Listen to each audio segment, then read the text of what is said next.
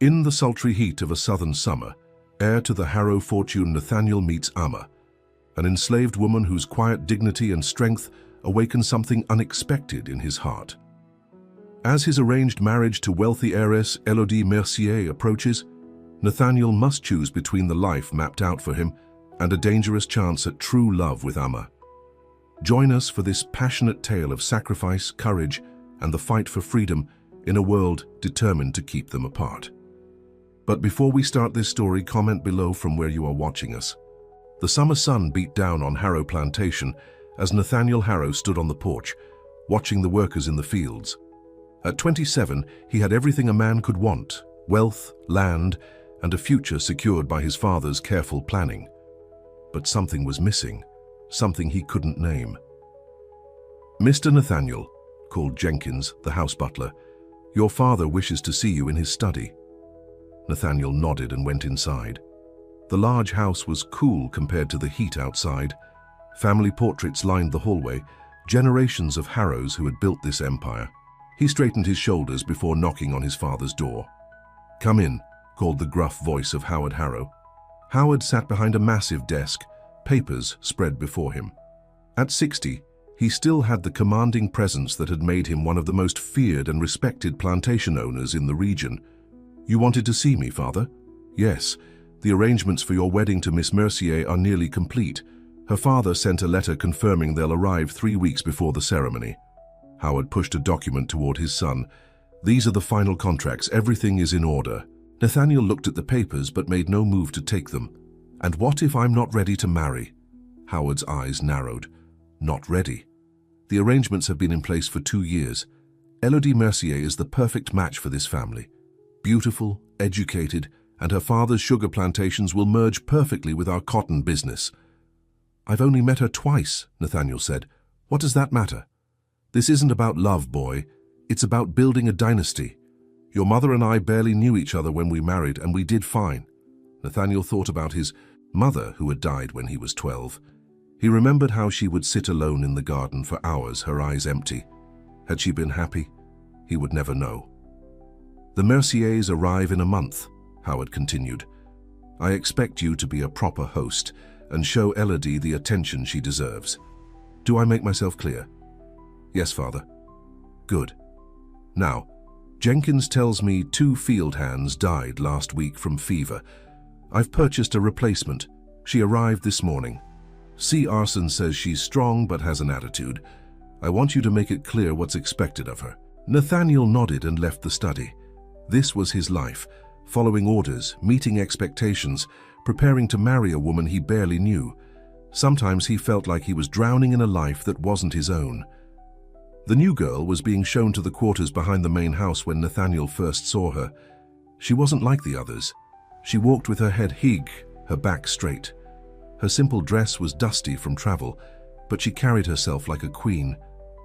"What's your name?" he asked, approaching the group. The girl looked at him directly, something none of the others ever did. Her eyes were dark and unreadable. "Her name's Amma," Carson, the overseer, answered for her. "Came from the Wilkinson place after they closed down. She speaks English well enough." "I can speak for myself," Amma said, her voice clear and steady. Carson raised his whip, but Nathaniel held up his hand. "That won't be necessary. Show her to the kitchen. Mrs. Davis needs help there." As they walked away, Nathaniel found himself watching her. There was something about the way she moved, the way she held herself, that he couldn't look away from. Life at Harrow Plantation followed its usual rhythm. Nathaniel managed the accounts, rode the property lines, and tried not to think about his upcoming marriage. But more and more he found himself noticing Amma. She worked in the kitchen, helping prepare meals and keeping the house clean. Unlike the other house servants who scurried away when he entered a room, Amma simply continued her work, acknowledging him with the bare minimum of respect required. One evening, Nathaniel couldn't sleep. The summer heat made his room feel like an oven. He went outside, hoping for a breeze, and wandered toward the Guillet Ardens. That's when he saw her. Amma was kneeling in the flower beds, her hands in the soil. She was whispering something, words he couldn't understand. The moonlight made her skin glow. "What are you doing out here?" he asked. She didn't startle or jump up. She simply turned her head slightly. "The flowers are dying. No one waters them enough." "That's not what you were saying to them." She was quiet for a moment. "I was asking them to forgive this place for what it does." The words hit him like a physical blow. "What language was that?" "The one I spoke before I was taken. Before I was sold the first time." Nathaniel stepped closer. "How many times have you been sold?" "3. First when I was 10, again at 16, then last month when Mr. Wilkinson died and his son sold off everything." There was no self-pity in her voice, just facts. "Do you have family?" he asked. "Not anymore." She stood up, brushing dirt from her hands. "Is there something you need, Mr. Harrow?" The formality of her tone reminded him of who he was, of who she was supposed to be to him. "No. You should get back to your quarters before someone sees you." She nodded and walked away, leaving Nathaniel alone with the flowers and her words echoing in his mind. The Mercier family arrived with the kind of fanfare Howard Harrow loved. 3 carriages pulled up to the main house, followed by wagons carrying trunks and boxes. Servants rushed to unload everything as Howard greeted Auguste Mercier with a hearty handshake. "Welcome, my friend. The journey from New Orleans wasn't too tiresome, I hope?" Auguste, a round man with a carefully trimmed beard, smiled broadly. "Not at all, and the promise of this union made every mile worthwhile." Behind him stood Élodie Mercier. At 22, she was everything a man of Nathaniel's position could want. Her blonde hair was arranged in perfect curls. Her blue traveling dress was the latest fashion from Paris. When she smiled at Nathaniel, her teeth were perfect and white. "Mr. Harrow," she said, extending her gloved hand. "How wonderful to see you again." Nathaniel took her hand and bowed slightly. "Miss Mercier, welcome to Harrow Plantation. Please call me Élodie. After all, we will be husband and wife soon." Her English had just a hint of a French accent. She was beautiful, accomplished, and completely untroubled by the enslaved people, moving her countless trunks into the house. "Of course, Élodie. I hope you'll find your stay comfortable." Howard clapped his hands together. "Come inside, everyone. Lunch is waiting, and I've arranged for a tour of the property this afternoon." As they moved into the house, Nathaniel caught sight of Amma watching from the kitchen doorway. Their eyes met for just a moment before shy. Farcy turned away. The days that followed fell into a pattern. Nathaniel spent his mornings managing plantation business and his afternoons escorting Élodie around the property. She was pleasant company, educated, well-read, able to discuss politics and business in a way many women couldn't. But he felt nothing when he looked at her. No spark, no desire. Just the weight of expectation. One afternoon, as they walked through the garden, Élodie took his arm. You seem distant, Nathaniel. Is something troubling you?" "No, just business matters." She smiled. "You Americans are always thinking of business. In France, men know when to set work aside and focus on pleasure." Her fingers tightened slightly on his arm. "Our wedding is only 6 weeks away. Shouldn't we get to know each other better?" Before he could answer, Amma appeared on the path carrying a basket of fresh vegetables from the kitchen garden. She stepped Dee aside to let them pass, eyes downcast, but Nathaniel found himself stopping. "How is the garden coming along?" he asked her. Amma looked up, surprised. "The tomatoes are ripening nicely, sir." Élodie's grip on his arm tightened. "Nathaniel, we were discussing our wedding." "Yes, of course." He nodded to Amma. "Continue with your work." As they walked away, Élodie frowned. "You're very familiar with the servants." "I believe in knowing what happens on my property." She looked back at Amma's retreating figure. "In my father's house, servants know their place. They don't look directly at their masters." "Things are done differently here," Nathaniel said, more sharply than he intended. Élodie raised an eyebrow but said nothing more. Late that night, Nathaniel was in his study reviewing accounts when he heard a crash from the kitchen. He found Amma there, picking up pieces of a broken plate. "I'm sorry for the noise," she said. "It's just a plate." He knelt to help her gather the pieces. "You shouldn't do that," she said quickly. "If someone saw you—" "There's no one to see." He picked up a large shard. "You're working late." "Miss Mercier wanted tea before bed. Mrs. Davis is unwell, so I'm handling the kitchen duties. Their hands reached for the same piece of broken china, fingers brushing. Nathaniel felt a jolt, like lightning under his skin. Amma pulled her hand back quickly, a small cut on her finger now bleeding. "You're hurt." He reached for her hand, but she stood up.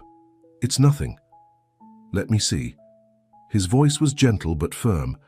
Reluctantly, she held out her hand. The cut wasn't deep, but blood welled from it. Nathaniel took his handkerchief and wrapped it around her finger. "There." "Thank you," she said softly. "But you've ruined your handkerchief." "I have others." They stood in silence for a moment, down too close in the quiet kitchen. Nathaniel could smell the faint scent of herbs in her hair. "Mr. Harrow," Elodie's voice called from the hallway. "Is everything all right? I heard a noise." Amma stepped back quickly, turning to the broken pieces on the floor. "Just a broken plate," Nathaniel called back. "Nothing to worry about." Elodie appeared in the doorway, her dressing gown wrapped tightly around her. Her eyes narrowed as she took in the scene. Nat Haniel standing too close to Amma, his handkerchief around the girl's finger. "I see," she said coolly. "Well, if my tea is ready, I'd like to take it to my room." "Of course, Miss Mercier," Amma said, moving to prepare the tea. Elodie's eyes followed her movements. "That looks like a nasty cut. Perhaps you should be more careful." "Yes, Miss Mercier." Nathaniel felt the tension in the air. "I'll leave you to your tea, Elodie. Good night." As he passed Elodie in the doorway, she caught his arm. "She's very pretty," she whispered. "For a slave." The word made his stomach turn. "Good night, Elodie." The following days were filled with wedding preparations. Seamstresses came to fit Elodie for her gown. Invitations were sent to all the prominent families in the region. Howard Harrow beamed with pride as he introduced his future daughter-in-law to business associates. Nathaniel went through the motions, smiling when expected, making appropriate conversation. But his eyes kept finding Amma, in the dining room as she served meals, in the hallway as she carried linens, in the garden as she gathered herbs, and sometimes he found her looking back. One evening, he discovered a book missing from his study, a volume of poetry he'd been reading. He found it the next day, returned to its place but with a small wildflower pressed between the pages. He knew who had taken it. Tea at night, he left his own study window open and placed the book on the sill, the flower marking a specific poem about freedom. In the morning, the book was still there, but the flower had been replaced with a different one, a small red bloom he recognized from the far corner of the garden. It was a dangerous game they were playing. If anyone noticed, if anyone suspected. But he couldn't stop himself from leaving another book on the windowsill that night. Sauerstein saw from smiling when he found it returned the next day with a different flower. Elodie was no fool. She noticed Nathaniel's distraction, the way his eyes followed Amma when she entered a room. One afternoon, as they sat on the veranda taking tea, she set down her cup with a sharp click. "Your wedding gift to me," she said suddenly. "I've decided what I want." "Oh?" Nathaniel said, pulled from his thoughts. "I want that girl sent away, the one from the keychain, Amma." Nathaniel felt his heart stop. "Why would you want that?" Elodie's blue eyes were cold. "Because you look at her too often. Because she looks at you when she thinks no one is watching." She leaned forward. "I am to be the mistress of this house, Nathaniel. I won't have a slave girl making eyes at my husband." "You're imagining things," he said, trying to keep his voice steady. "Am I?" She picked up her teacup again. "Then you won't mind granting my request. I can't just send her away. She's valuable to the household." "More valuable than your bride's happiness?" Elodie's voice was sweet, but her eyes were hard. "You can marry a slave in your mind, Nathaniel, but not in this world." Before he could respond, there was a commotion from the stables. A servant ran up to the house. "Mr. Harrow, there's a storm coming. The weather's turned bad sudden-like." Nathaniel stood up, relieved for the interruption. "I'll help secure the horses." "Nathaniel," Elodie called as he walked away, "think about what I said." The sky had indeed darkened dramatically. Wind whipped through the trees as Nathaniel hurried to the stables. Rain began to fall in heavy sheets. Inside the stables, the horses were nervous, sensing the approaching storm. Nathaniel worked quickly to secure them, speaking softly to calm them. "Mr. Harrow?" He turned to find Amma in the doorway, soaked from the sudden downpour. "I was sent to bring in the laundry before the storm," she explained, "but it came so fast." A crash of thunder made her jump. The rain was coming down in torrents now, the wind howling around the stable. "You can't go back to the house in this," Nathaniel said. "Wait here until it passes." Lightning flashed, illuminating her face. She looked so vulnerable, yet so strong. "You should go back," she said. "Miss Mercier will be wondering where you are. Let her wonder." They stood in silence, listening to the storm rage outside. Water dripped from Amma's clothes, forming a small puddle at her feet. She shivered. "Here." Nathaniel took off his jacket and held it out to her. She hesitated. "I shouldn't." "You're cold." Slowly, she took the jacket and wrapped it around her shoulders. "Thank you." The stable was dim, lit only by a single lantern swinging from a hook. The horses had calmed, used to the familiar voices. "Why did you take my book?" Nathaniel asked suddenly. Amma looked down. "I shouldn't have.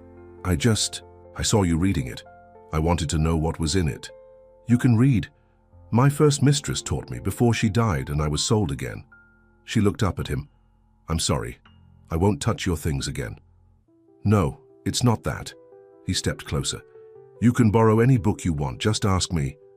Another flash of lightning, another crash of thunder. The storm was directly overhead now. "I wasn't supposed to survive this long," she said suddenly, her voice barely audible above the rain. "Others didn't. My mother, my sister, my friends. But somehow I kept going. And then..." She looked up at him. "Then you looked at me like I wasn't property. That's the most dangerous kindness I've ever seen." Nathaniel felt something break open inside him. "I don't want to be kind," he said, his voice hoarse. "I want to choose you, even if it destroys everything."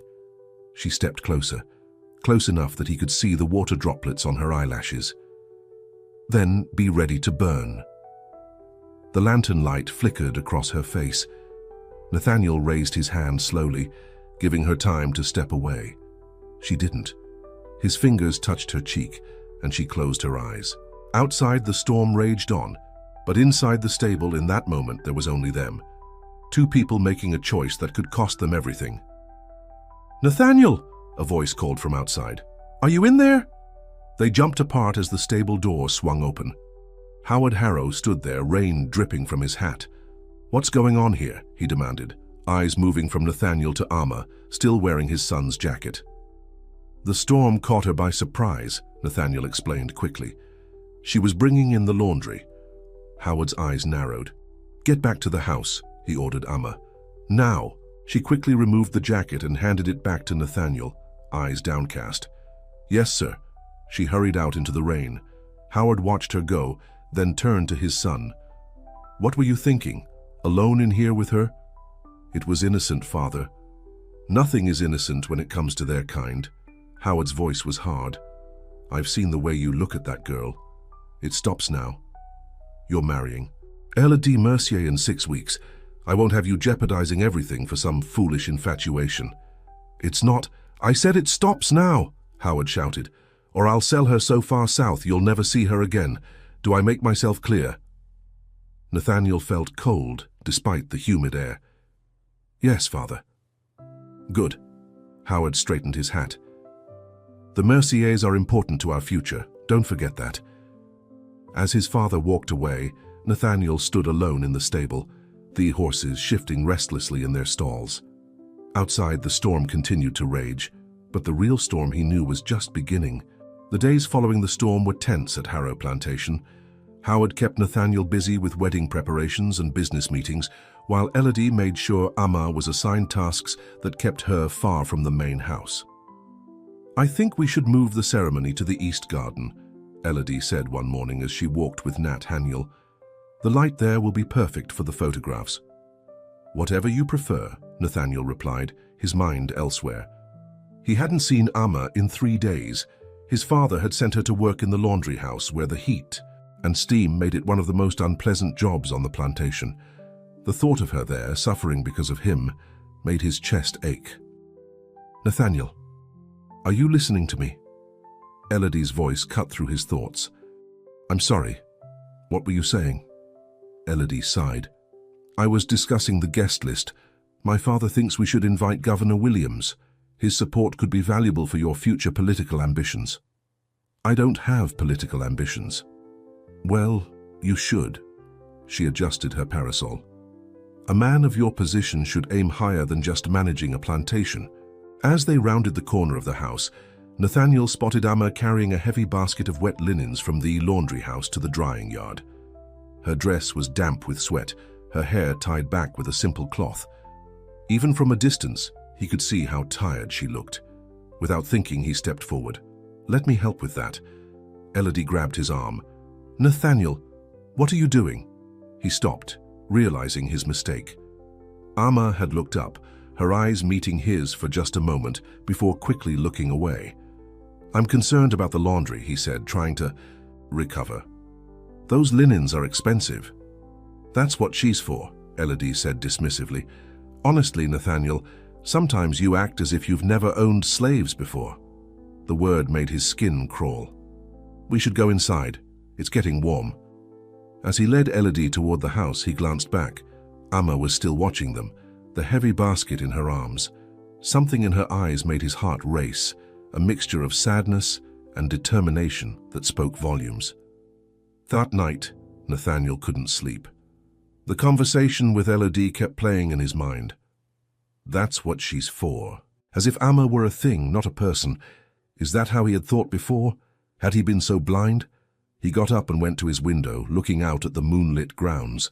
The laundry house was dark, everyone long asleep after the hard day's work. But as he watched, he saw a figure moving through the shadows toward the garden. Amma. Without thinking twice, he pulled on his clothes and slipped out of the house. The night was warm, crickets chirping in the grass. He followed the path to the garden, careful to stay in the shadows. He found her kneeling by the flower beds again, her fingers working the soil.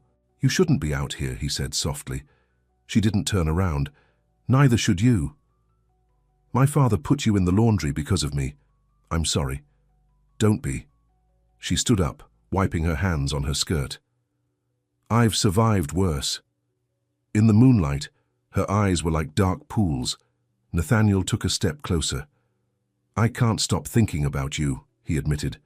About what you said in the stable. You should forget it. Forget me. She looked toward the big house. You have a life waiting for you. A bride. A future. A future I never chose. He reached for her hand, half expecting her to pull away. She didn't. What if I want a different future? People like me don't get to dream of futures, Mr. Harrow. Nathaniel, he corrected. Please, just once, call me by my name. She hesitated, then whispered, Nathaniel. The sound of his name on her lips was like a spell. He stepped closer until he could feel the warmth of her body. If things were different, he said, if I could choose freely, would you choose me? Amma looked up at him, her expression unreadable. Why torture yourself with impossibilities? Because I need to know if I'm alone in this. She closed her eyes briefly. When she opened them, there was a new resolve there. No, she said softly. You're not alone. The space between them seemed to crackle with electricity. Nathaniel leaned down, his lips just inches from hers. A twig snapped nearby. They jumped apart, and Amma melted into the shadows just as a lantern light appeared on the path. It was Jenkins, the house butler, making his nightly row-uns. Mr. Nathaniel, he called. Is that you out there? Yes, Jenkins. Just getting some air. Your father was asking for you earlier, sir. He seemed concerned. I'll speak to him in the morning. Nathaniel glanced toward where Amma had disappeared. You can go back inside. Jenkins hesitated. Sir, if I may, there's been talk among the staff about you and the new girl. Nathaniel felt a chill. What talk? Nothing specific, sir. Just observatio-ness. Your father has ears everywhere. You would be wise to remember that. With that warning, Jenkins turned and walked back toward the house. leaving Nathaniel alone in the garden, the ghost of Amma's almost kiss still lingering on his lips. The next morning, Howard Harrow summoned Nathaniel to his study immediately after breakfast. "The Merciers will be hosting a dinner tomorrow night," Howard announced, "to introduce you and Elodie to some of their New Orleans connections, important people who could be valuable to our business." "I'll be there," Nathaniel said.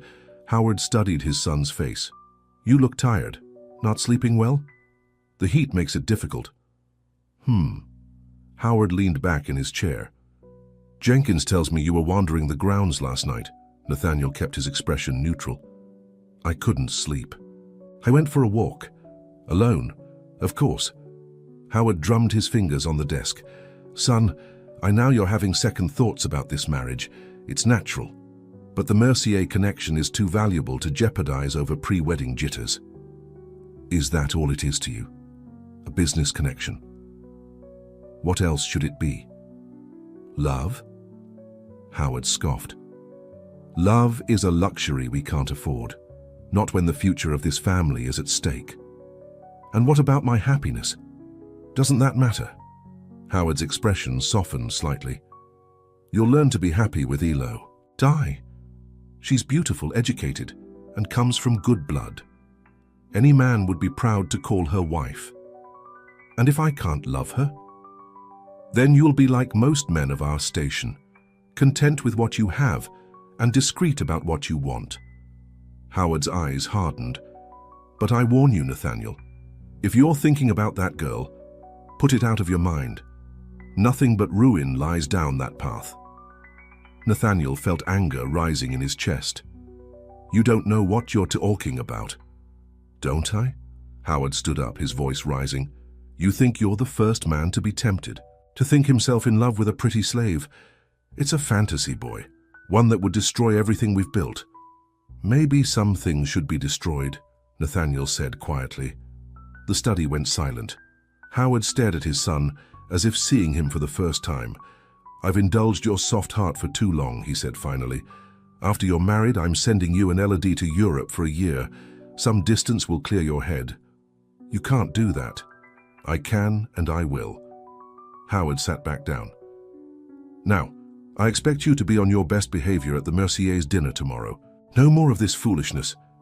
Nathaniel left the study, his mind racing. Europe, a year away. Away from Amma, from any chance of what? What was he even thinking? That they could run away together? Where would they go? How would they live? But as impossible as it seemed, the thought of marrying Elodie, of never seeing Amma again, was unbearable. The Merciers' dinner was held at a grand hotel in town. Auguste Mercier had invited the most prominent families in the area, along with business associates from New Orleans. The ballroom glittered with crystal chandeliers and fine china. Elodie wore a stunning blue gown that matched her eyes. She clung to Nathaniel's arm as they moved through the crowd, introducing him as "my fiancé" with proud emphasis. "Smile," she whispered through her teeth. "You look like you're at a funeral." Nathaniel forced a smile as they greeted yet another important guest. The evening dragged on endlessly. Speeches about the upcoming union of the two families, toasts to their future, discussions of business opportunities. During dinner, Nathaniel found himself seated next to an older woman with sharp eyes and a sharper tongue. "So, young man," she said, "are you excited for your wedding?" "Of course," he replied automatically. She studied him over her wine glass. You don't look excited. You look trapped." Nathaniel stared at her in surprise. "I'm sorry?" "Oh, don't mind me. I'm old enough to speak my mind." She sipped her wine. "I was forced to marry too, you know, a man 30 years my senior, for his money and my family's name. I spent 20 miserable years with him before he had the decency to die." "I'm sorry to hear that." "Don't be. I've been happily widowed for 15 years now." She leaned closer. "Tell me, young man, is there someone else? Someone you'd rather be with?" Nathaniel's eyes involuntarily moved to Elodie, laughing with a group of young ladies across the room. "I hardly know you, ma'am." "Precisely why you can tell me the truth." She patted his hand. "I see it in your eyes. The same look I had all those years ago." Before he could respond, Auguste Mercier stood up, tapping his glass for attention. Ladies and gentlemen, I am delighted to host you all tonight as we celebrate the upcoming union of my daughter, Elodie to Nathaniel Harrow. Two great families, two great fortunes coming together. There was polite applause. And now I believe Howard Harrow has a special announcement. Nathaniel looked up in surprise as his father stood. Thank you, Auguste. Howard smiled broadly. In honor of this joyous occasion, I am pleased to announce that after their honeymoon, Nathaniel and Elodie will be embarking on a grand tour of Europe. For 1 full year, they will represent our combined interests in London, Paris, and beyond, establishing new connections for our expanding empire. The room erupted in applause. Elodie clapped her hands in delight, rushing to Nathaniel's side. "Isn't it wonderful?" she exclaimed. "Paris, London, will be the toast of society." Nathaniel felt as if the room were closing in on him. His father caught his eye from across the table, his message clear. The decision was made. There would be no turning back. The carriage ride home was silent. Howard had remained in town for a late business meeting, so it was just Nathaniel and the Mercier. Elodie chatted excitedly about Europe, while her father dozed opposite them. "They'll need all new gowns, of course," she was saying. "The fashions in Paris change so quickly, and we must stay at the best hotels." "Oh, Nathaniel, aren't you excited?" "It's very sudden," he said. Her smile dimmed slightly. "Your father said he's been planning it for months, a surprise wedding gift." Of course he had. A convenient lie to cover his real intentions. When they arrived back at the plantation, the house was dark except for a single lamp in the entrance hall. Jenkins helped Auguste, who was unsteady from too much wine, up to his room. "I'll see you tomorrow, my dear," Elodie said, kissing Nathaniel's cheek. "Perhaps we can start planning our European itinerary." After she went upstairs, Nathaniel stood alone in the entrance hall, feeling the walls of his future closing in around him. In 6 weeks, he would be married. In 7, he would be on a ship to Europe, an ocean away from Amma. He needed air. He needed to think. He walked out onto the veranda, then down the steps into the garden. The moon was hidden behind clouds tonight, making the paths dark and shadowy. A soft sound caught his attention. Someone crying. He followed it to a small bench partially hidden by bushes. Amma sat there, her shoulders shaking with silent sobs. She looked up as he approached, quickly wiping her tears. "What's wrong?" he asked, sitting beside her. "Nothing." She tried to stand, but he gently caught her wrist. "Please, tell me." She looked at him, fresh tears spilling from her eyes. "They're selling me. In 2 days." The words hit him like a physical blow. "What? Who's selling you?" "Your father. I'm to be sent to a plantation in Georgia. The papers are already signed." "No." Nathaniel shook his head. "He can't do that." "He can. He owns me." Her voice broke on the last word. Nathaniel felt sick. "This is because of me. Because he suspects." "It doesn't matter why." She wiped her eyes again. "I've been sold before. I'll survive." "No." He took her hands in his. "I won't let this happen. You can't stop it. You're getting married, going to Europe. Your father told everyone tonight." So she had heard. Of course, the house servants would have been talking about nothing else. "I don't want any of that," he said fiercely. "I don't want Elodie. I don't want Europe. I want—" "What?" she asked, her eyes searching his face. "What do you want, Nathaniel?" "You." The word hung in the air between them. "I want you. To be with you. To choose my own life, not the one my father planned." She shook her head sadly. "That's impossible." "Nothing's impossible." He squeezed her hands. "We could leave. Tonight. I have money saved. Enough to get us north, maybe to Canada." "You would give up everything? Your name, your fortune, your future?" "I'd give up the future I never wanted." He touched her face gently. "For a chance at something real." Amma looked at him for a long moment, searching his eyes for any sign of doubt. "They would hunt us," she said finally. "Your father would never let you go." "Let him try." Nathaniel's voice was firm. "I'm tired of living by his rules, of pretending to be someone I'm not." "And what about Miss Mercier?" She doesn't love me any more than I love her. She loves what I represent: status, wealth, position. She'll find someone else." Amma was quiet for a moment, considering. When would we go? Hope bloomed in Nathaniel's chest. Tomorrow night, after everyone's asleep. I'll get horses from the stable, money from my safe. We'll ride north, stay off the main roads. You've thought about this before. Every day since I met you. He brushed a tear from her cheek. Say yes, Amma. Say you'll come with me. She took a deep breath, then nodded. Yes. Relief and joy washed over him.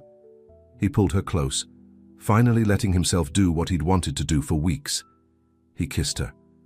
Her lips were soft, tasting of salt from her tears. She stiffened in surprise, then melted against him, her hands coming up to touch his face. When they broke apart, they were both breathing hard. Nathaniel rested his forehead against hers. "Tomorrow night," he whispered. "Meet me at the old oak by the north fence, midnight. I'll be there." They stayed like that for a moment longer, holding each other in the darkness before Amma gently pulled away. "I should go, if anyone sees us." "I know." He reluctantly let her go. "Tomorrow, then."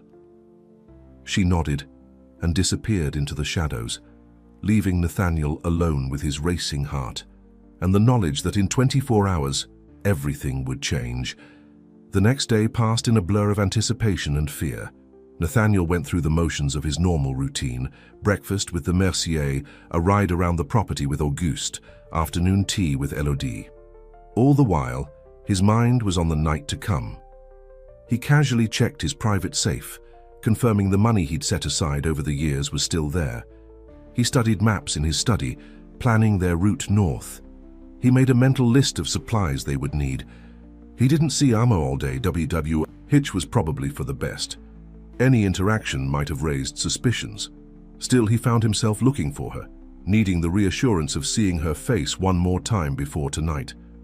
At dinner, Howard announced he would be returning to town for a late business meeting. "Don't wait up," he told Nathaniel. "I may stay in town overnight." Nathaniel nodded, careful to keep his expression neutral. His father's absence would make their escape easier.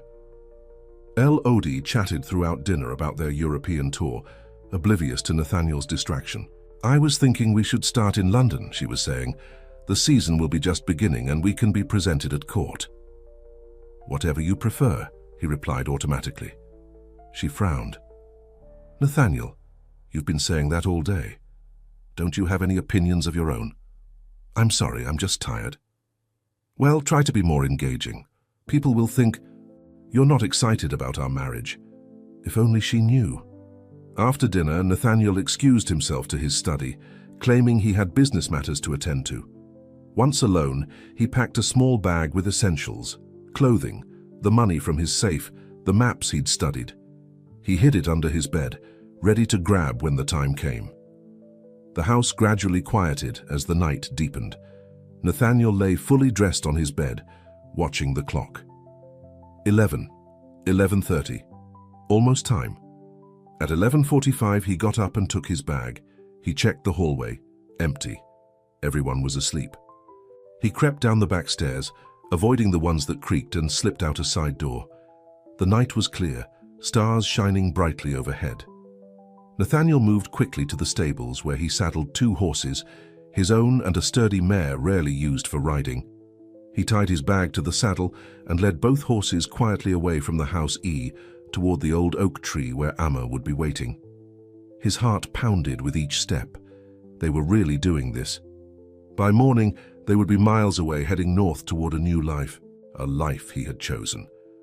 As he approached the meeting spot, he saw a figure waiting in the shadows of the old oak.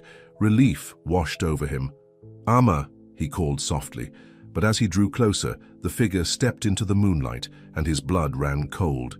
It wasn't Amma, it was Elodie. "Going somewhere, Nathaniel?" she asked, her voice like ice. Behind her, 2 more figures emerged from the shadows, her father and the plantation overseer, Carson. Carson held a lantern in one hand and a pistol in the other. "What are you doing here?" Nathaniel asked, trying to keep his voice steady. "I could ask you the same thing." Elodie's eyes flicked to the two horses, the packed bag. Though I think it's rather obvious. Where's Amma? Elodie laughed bitterly. Of course that's your first question. Not how did you find out, or I can explain, just where is she? What have you done to her?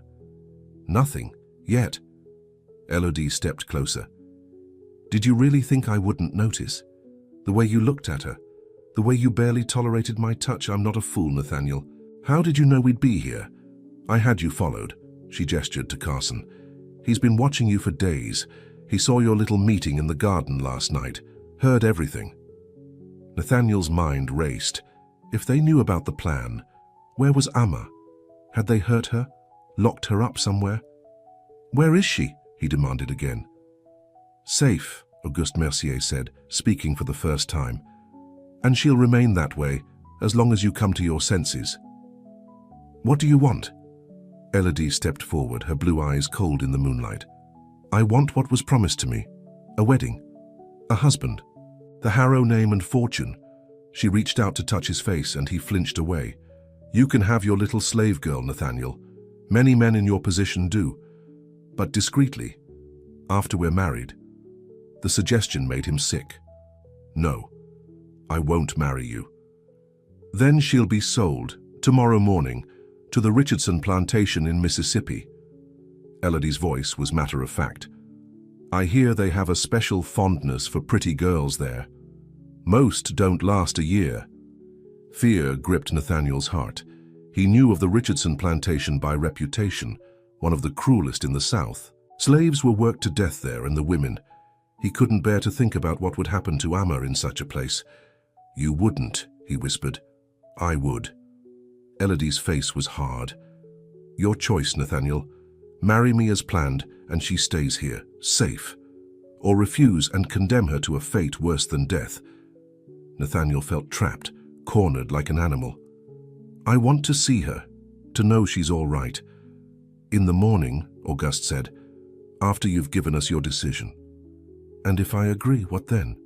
Then everything proceeds as planned, Elodie said smoothly. We marry in 5 weeks, we go to Europe. And when we return, if you've been a good husband, perhaps I'll allow you to keep her as your personal servant. The suggestion was so vile, Nathaniel had to fight the urge to strike her. And you would live with that, knowing your husband loves another woman? Love? Elodie laughed. This isn't about love, Nathaniel.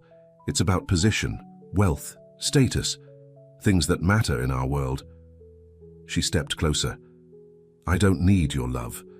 I need your name, your fortune, your obedience. Give me those and you can love whoever you want, as long as it's behind closed doors. Nathaniel looked from Elodie to her father to Carson with H's pistol. There was no way out, not tonight. I need time to think, he said finally. Until morning, Auguste agreed. Carson will escort you back to the house, and he'll be watching your window all night, so don't get any ideas about trying again. As they walked back toward the big house, Nathaniel's mind raced. There had to be another way. Some path he hadn't considered. One thing was certain. He wouldn't leave Amma to the fate Elodie had threatened. But neither would he resign himself to the life they were forcing on him. There had to be another way, and he had until morning to find it. Back in his room, with Carson watching from below, Nathaniel paced like a caged animal. Dawn was approaching, and with it, the deadline for his decision. Marry Elodie and save Amma from a terrible fate, but condemn them both to lives of lies and secrets, or refuse and lose Amma forever to a place where she would suffer. Unimaginably, there had to be another option, some way to save her without sacrificing everything. As the first light of dawn broke through his window, Nathaniel made his decision. It wasn't perfect, it wasn't what he had planned, but it was the only way. He would agree to their terms, for now. He would promise to marry Elodie, to go through with the wedding, and in the meantime, he would find another way to free Amma, to get her to safety. Then, when she was secure, he would deal with the rest. With this resolve, he watched the sun rise over Harrow Plantation. In a few hours, they would come for his answer, and he would tell them what they wanted to hear. But in his heart he made another vow, that somehow, someday, he and Amma would find their freedom together. The morning sun streamed through the windows as Nathaniel sat in his father's study, facing the Mercier. Elodie stood by the window, a satisfied smile on her face. Auguste Mercier sat beside Howard Harrow, both men watching Nathaniel expectantly. "Well, son," Howard asked, "what's your decision?" Nathaniel looked directly at Elodie. "I want to see Amma first, to know she's safe." Elodie nodded to her father, who rang a small bell on the desk. The door opened and Carson entered, pushing Amma ahead of him. She looked exhausted, her eyes red from crying, but otherwise unharmed. "Satisfied?" Elodie asked Ed. Nathaniel stood up, taking a step toward Amma, but Carson moved between them. "I'm all right," Amma said softly, her eyes meeting Nathaniel's. "Don't worry about me." "Take her back," Auguste ordered. "Wait," Nathaniel said quickly. "I've made my decision." He turned to face the others. "I'll marry Elodie as planned, but Amma stays here safe with her current duties. No laundry house, no field work." Elodie's smile widened. "Of course, darling, whatever makes you happy. And I want your word, all of you, that she won't be sold or harmed in any way." "You have it," Howard said, relief evident in his voice. "Now let's put this unfortunate business behind us, shall we?" Nathaniel looked at Amma one last time, trying to convey with his eyes what he couldn't say aloud. "This isn't over. I'll find a way." As Carson led her from the room, Amma's face remained expressionless, but Nathaniel caught the slight nod as he gave him. She understood. "Well," Auguste said, clapping his hands together, "this calls for a celebration. Howard, I believe you have some of that fine brandy." As the men moved to the liquor cabinet, Elodie approached Nathaniel, taking his arm possessively. "You made the right choice," she whispered. "In time, you'll see that." "Don't delude yourself," he replied quietly. "This changes nothing between us." Her fingers dug into his arm. "It changes a very thing. You're mine now, Nathaniel, remember that." The following days passed in a blur of wedding preparations. Invitations were sent, the minister was confirmed, and seamstresses came and went from the house, making final adjustments to Elodie's elaborate gown.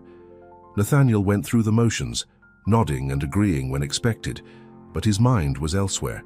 He saw Amma only from a distance. Carson or one of the Mercier servants always seemed to be watching, making it impossible for them to speak privately. But they found other ways to communicate. A book left open to a particular page, a flower placed in a specific spot in the garden. Small signs that only they understood, letting each other know they hadn't given up. One afternoon, Nathaniel was in the library when Jenkins entered with a stack of mail. "Letters from New Orleans, sir," the butler said, placing them on the desk. "And Miss Mercier asked me to remind you about dinner with her father tonight." "Thank you, Jenkins." The butler hesitated, then lowered his voice. "Sir, if I may, there's something you should know." Nathaniel looked up, surprised by the serious tone. "What is it?" Jenkins glanced toward the door to ensure they were alone. "I've been with the Harrow family for 30 years. I served your grandfather, then your father, and now you. My loyalty has always been to this house." "I know that, Jenkins." "Then you should know that last night I overheard Mr. Mercier and your father discussing plans for after the wedding." Jenkins looked uncomfortable. "They intend to sell the girl, Amma, as soon as you and Miss Mercier leave for Europe.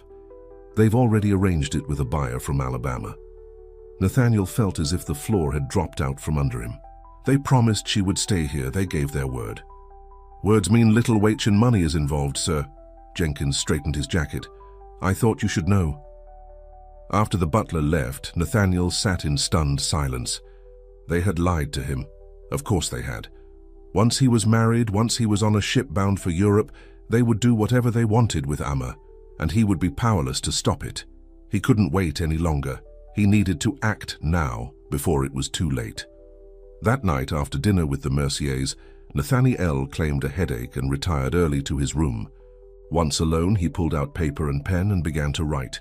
The plan forming in his mind was dangerous, desperate even, but it was their only chance. When he finished writing, He folded the paper carefully and slipped it into his pocket. Now he just needed to find a way to get it to Amma without being seen. He waited until the house was quiet, then made his way downstairs. Carson was stationed in the hall, watching the doors as he had been every night since the failed escape attempt. Nathaniel would need a distraction. He went to the kitchen and deliberately knocked over a stack of pots, creating a loud crash. As expected, Carson came running to investigate. While the overseer was occupied, Nathaniel quickly slipped outside through the side door. The night air was cool on his face as he hurried toward the servants' quarters. He knew which one was Amma's, the smallest at the end of the row. He paused at her window, listening. Soft breathing from inside told him she was there alone. "Amma," he whispered, tapping gently on the shutters. The breathing stopped, then soft footsteps approached. The shutter opened slightly and Amma's face appeared, her eyes widening at the sight of him. "What are you doing here?" she whispered urgently. "If they catch you." "I had to see you." He quickly passed the folded paper through the opening. "Read this when you're alone, it's important." She took the paper, tucking it into her dress. "They're watching me all the time." "I know, but this is our only chance." He reached through the opening to touch her face briefly. "Trust me." "I do." Her hand covered his for just a moment. "Now go before they find you." Nathaniel reluctantly pulled away. 2 days, he whispered. "Be ready." He slipped back into the shadows just as voices approached, Carson and one of the house servants, searching for him. He made his way around the side of the main house and managed to get back inside through the same door he'd left by. He was halfway up the stairs when he encountered Howard. "Nathaniel, what are you doing up at this hour?" "I couldn't sleep. Went to the kitchen for some milk." Howard studied his son's face suspiciously. "You seem flushed." "It's warm tonight." Nathaniel kept his expression neutral. "Good night, Father." As he continued up the stairs, he could feel his father's eyes on his back. He had 2 days to put his plan in motion, 2 days before everything changed. The next morning, Nathaniel rode into town on business. At least that's what he told his father and the Mercier. In reality, he had other purposes. His first stop was the bank, where he withdrew a significant sum of money from his personal account. Not enough to raise immediate suspicion, but enough for what he needed. Next, he visited a lawyer, a man he knew to be discreet and not particularly loyal to his father. "Mr. Thompson," Nathaniel said, as he was shown into the lawyer's office. "Thank you for seeing me on short notice." "Mr. Harrow," Thompson gestured to a chair. "How can I help you today?" Nathaniel placed a document on the desk. "I need you to file this deed transfer immediately and with absolute discretion." T. Thompson scanned the document, his eyebrows rising. "This is for a property in Philadelphia, quite valuable by the looks of it. My grandfather left it to me personally. It's not part of the Harrow estate." Nathaniel leaned forward. "I'm transferring ownership to a new name. Everything is filled out correctly." "Yes, I see that." Thompson looked up. "May I ask why this requires such urgency and discretion? Personal reasons?" Nathaniel placed a stack of bills on the desk. "I trust this covers your services and your silence." Thompson eyed the money, then nodded. "The papers will be filed today. No one will know until it's done." "Thank you." Nathaniel stood to leave, then paused. "One more thing. I need to send a telegram to Philadelphia. Is there someone you trust who could deliver it for me? Someone who wouldn't mention it to my father or his associates?" Thompson thought for a moment. "My nephew works at the telegraph office. He's a good boy, knows how to keep his mouth shut. I'll send him over." "Perfect." With that business concluded, Nathaniel made one final stop, a small shop on the edge of town that sold travel supplies. He purchased 2 tickets on the northbound train leaving the following night, paid in cash, and asked that they be held under the name Wilson. As he rode back to the plantation, Nathaniel felt a strange sense of calm. The pieces were falling into place. Tomorrow night everything would change. The day of the plan arrived. Nathaniel went about his normal routine, careful not to draw suspicion. He attended a breakfast meeting with his father and Auguste Mercier about shipping contracts. He listened patiently as Elodie described the latest adjustments to her wedding gown. "The seamstress says the pearl beading will take another week," she was saying, "but it will be worth the wait. You won't be able to take your eyes off me." "I'm sure you're right," Nathaniel replied, forcing a smile. As evening approached, he excused himself to his study, claiming he needed to review some business documents before dinner. Once alone, he checked his pocket watch. It was almost time. He had arranged everything carefully. In his note to Amma, he had explained the plan. Tonight, during dinner, a fire would break out in one of the storage buildings into a chaos that followed. She was to slip away to the edge of the property where a carriage would be waiting, driven by a free black man from town whom Nathaniel had paid handsomely for his assistance. The carriage would take Amma to the train station, where she would board the northbound train using one of the tickets Nathaniel had purchased. Meanwhile, Nathaniel would make his excuses to stay behind when his father and the Merciers went to Europe. Then, a few weeks later, he would quietly disappear, traveling north to meet Amma in Philadelphia at the house he had just transferred to her name. It wasn't the romantic escape they had initially planned, but it was safer. This way, even if Nathaniel was delayed or prevented from joining her, Amma would be free, with property and money in her name. A knock at the study door interrupted his thoughts. "Dinner is served, sir," Jenkins announced. "Thank you, I'll be right there." Nathaniel took a deep breath, checking his pocket watch one last time. By his calculation, the fire should start in approximately 15 minutes, just enough time for everyone to be settled at dinner. He made his way to the dining room, where Howard, Auguste, and Elodie were already seated. Elodie wore a new green dress that highlighted her eyes, and she smiled at him as he took his seat beside her. "You look lovely tonight," he said, playing his part. "Thank you, darling." She placed her hand on his. "Only 5 more weeks until I'm Mrs. Harrow." The servants began bringing in the first course, a soup that Nathaniel barely tasted. His mind was on the clock, counting down the minutes. Howard and Auguste were deep in conversation about cotton prices when it happened, shouting from outside, followed by the ringing of the emergency bell. "Fire! Fire in the north storage house!" Everyone jumped to their feet. Through the window, they could see the orange glow of flames. "Good Lord," Howard exclaimed, "that building has this season's seed cotton." They all rushed outside. The storage building was indeed ablaze, flames leaping into the night sky. Workers were forming a bucket line from the well, but it was clear the structure couldn't be saved. In the chaos, Nathaniel scanned the area for Amma, but didn't see her. Good. She should be on her way to the meeting point by now.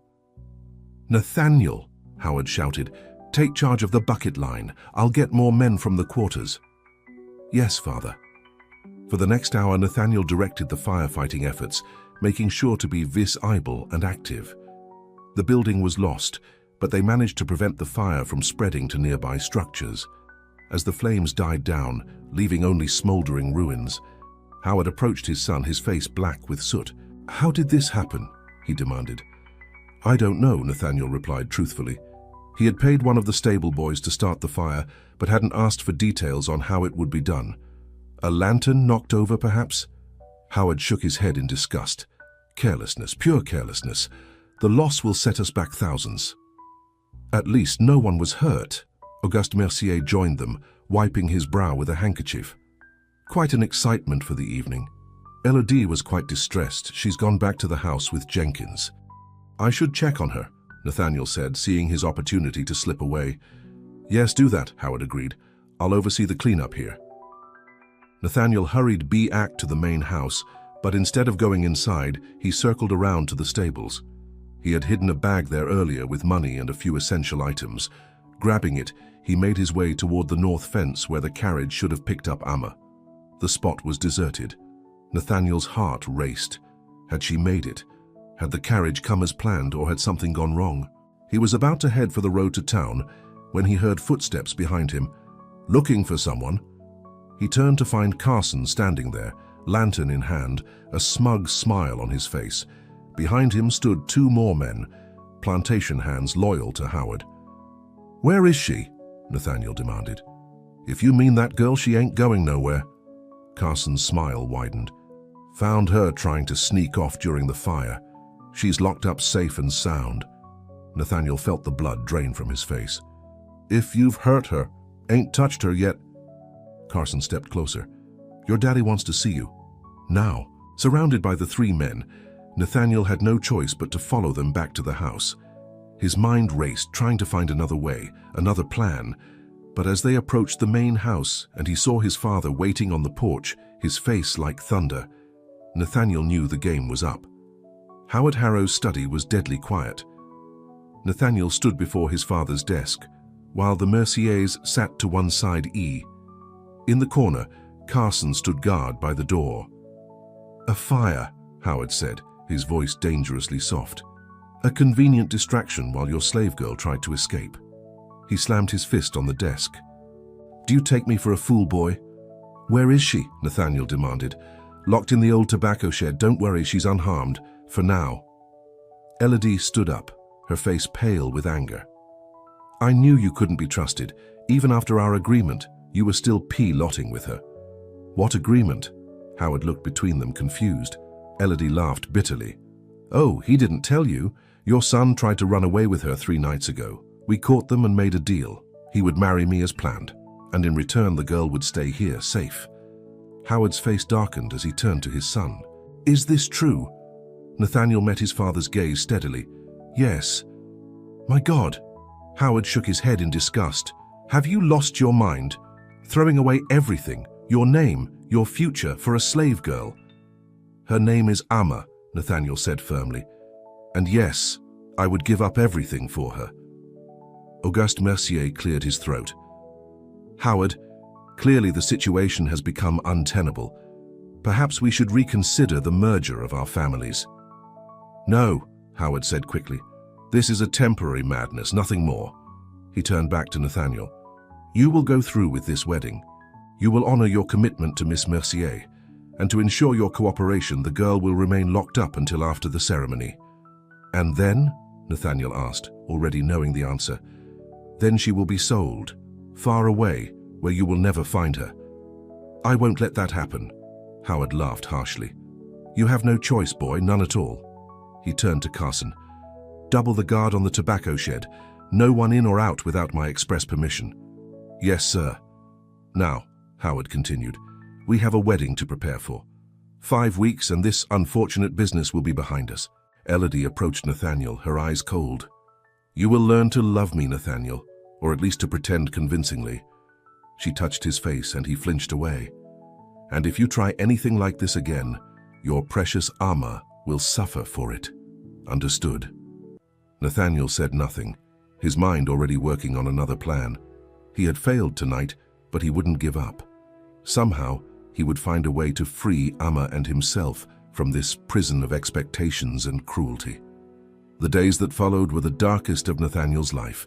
He was watched constantly, never left alone for more than a few minutes. Carson or one of his men always seemed to be nearby, monitoring his movements. He wasn't allowed near the tobacco shed where Amma was being held. His father had posted guards there around the clock. The only information he could get about her condition came from Jenkins, who reported that she was being fed regularly and seemed physically unharmed. She asks about you, sir, Jenkins said quietly one evening as he brought Nathaniel his dinner tray. Every day. Tell her I'm trying, Nathaniel replied. Tell her not to lose hope. Meanwhile, the wedding preparations continued as if nothing had happened. Elodie threw herself into the details with renewed determination, as if perfect flowers and table settings could somehow secure Nathaniel's heart. The cake will have 5 tiers, she told him over breakfast one morning, and we'll have an orchestra from New Orleans for the dancing. Nathaniel barely responded, earning a sharp look from his father. You will show Miss Mercier the respect she deserves, Howard warned later. This sullen behavior stops now. Or what? Nathaniel challenged Dee. You'll sell Amma anyway. We both know that's your plan, regardless of what I do. Howard's expression hardened. Watch yourself, boy. You're on thin ice as it is. 4 weeks before the wedding, a new complication arose. A letter arrived from Paris, addressed to Auguste Mercier. After reading it, he requested an urgent meeting with Howard. Nathaniel, still under effective house arrest, wasn't invited to this meeting, but Jenkins, ever loyal, positioned himself near the study door and reported back what he overheard. Business trouble in France, the butler explained. Something about a shipment seized by authorities, accusations of smuggling. Mr. Mercier is concerned it could affect the wedding plans.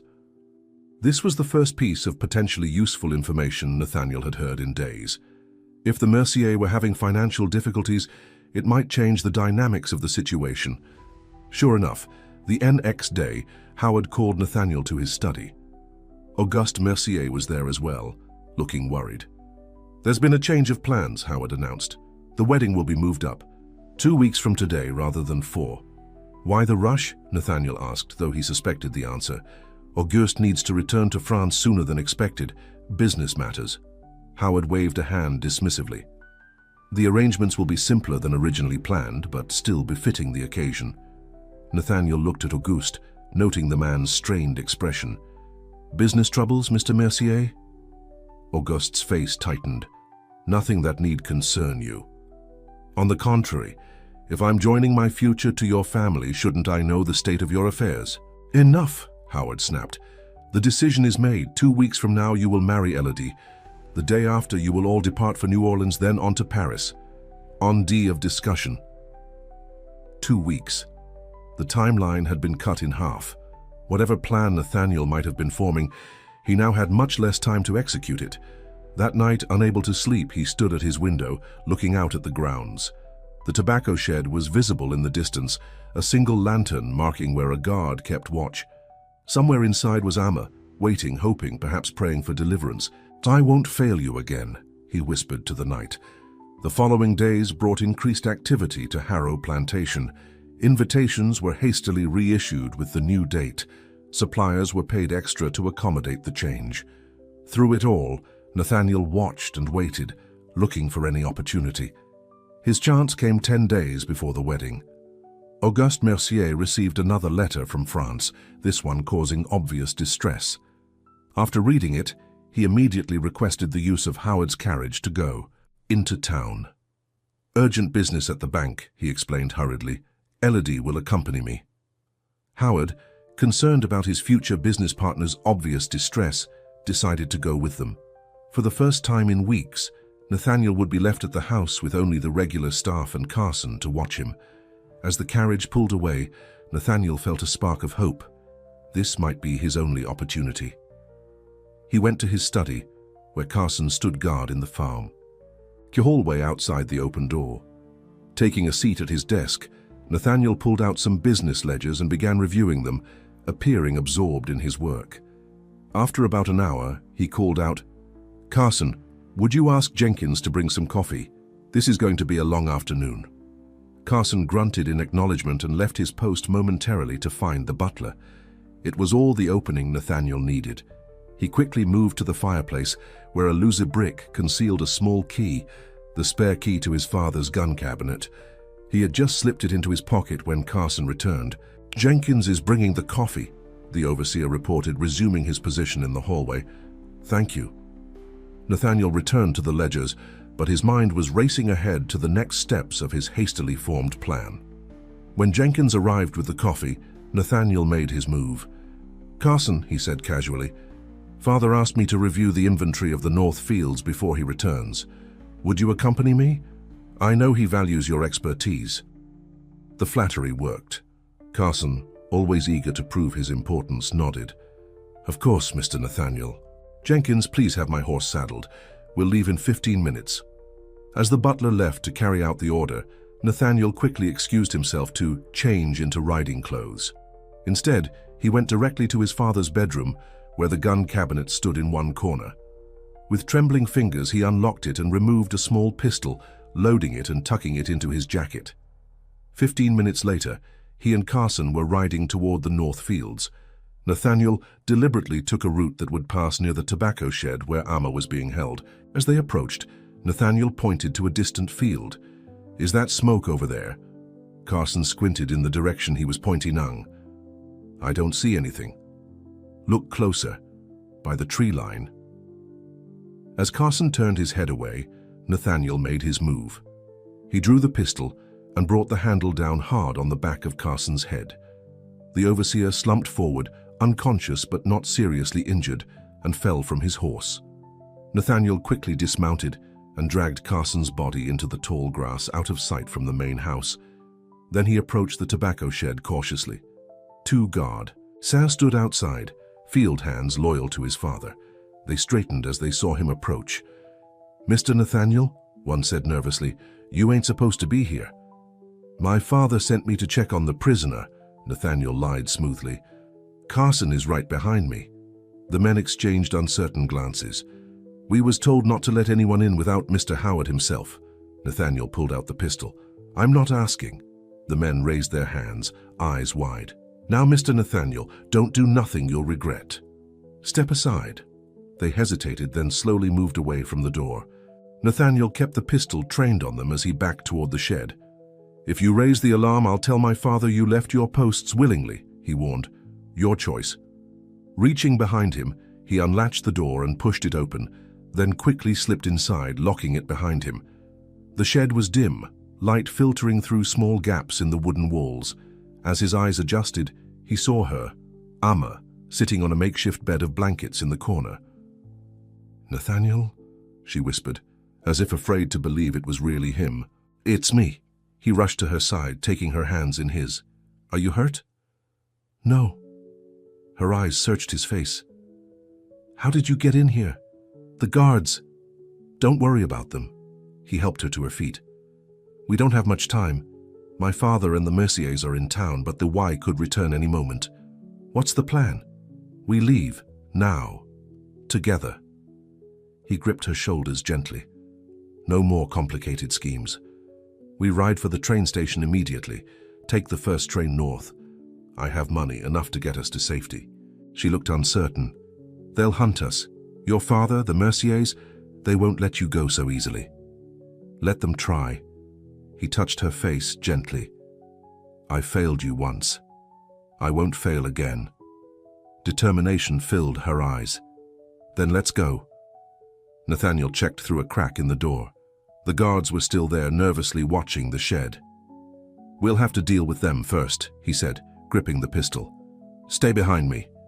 He unlocked the door and pushed it open, pointing the weapon at the startled guards. "Back up," he ordered, "against that tree."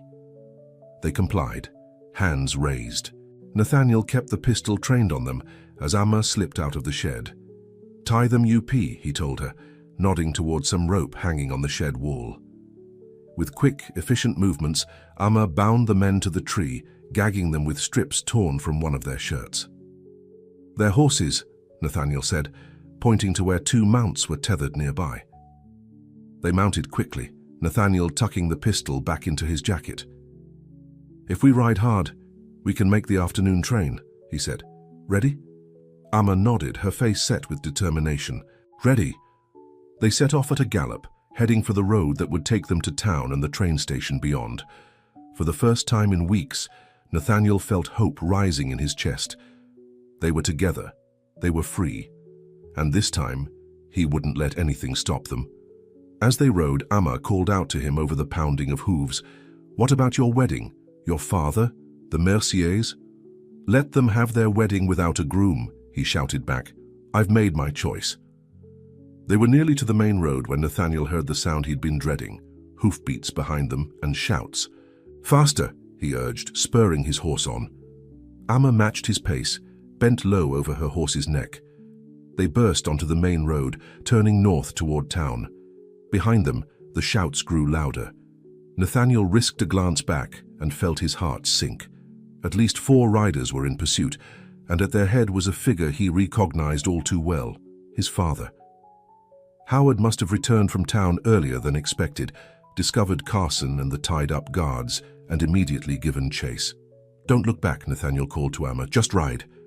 The town came into view ahead, a collection of buildings with the train station at the far end. If they could just reach it, board the train before their pursuers caught up. But their horses were tiring, the frantic pace taking its to LL. Howard and his men were gaining. As they thundered into the town's main street, people scattered before them, shouting in alarm. Nathaniel could hear his father's voice behind them now, calling his name. The train station was just ahead. Smoke billowed from a waiting locomotive, the afternoon train to Richmond, the first leg of their journey north. "Almost there," Nathaniel shouted.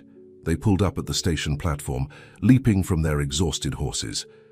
Nathaniel grabbed Amma's hand, and they ran for the train, which was already beginning to move. "Wait!" he called to the conductor. "We need to board." The man looked dubious but slowed the train as Nathaniel pulled out a wad of cash. "2 tickets to Richmond, please." Money spoke louder than suspicion. The conductor took the cash and helped them aboard, just as Howard and his men galloped up to the station. "Nathaniel!" Howard's voice thundered across the platform. "Stop that train!" But it was too late. The train was picking up speed, pulling away from the station. Nathaniel and Amma stood in the doorway of the last car, watching as Howard Harrow grew smaller in the distance, his face contorted with rage. "We did it," Amma whispered, her voice trembling with disbelief.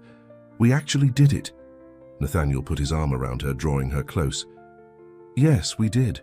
As the train picked up speed, carrying them away from Harrow Plantation, away from the life that had been planned for him, Nathaniel felt a weight lift from his shoulders.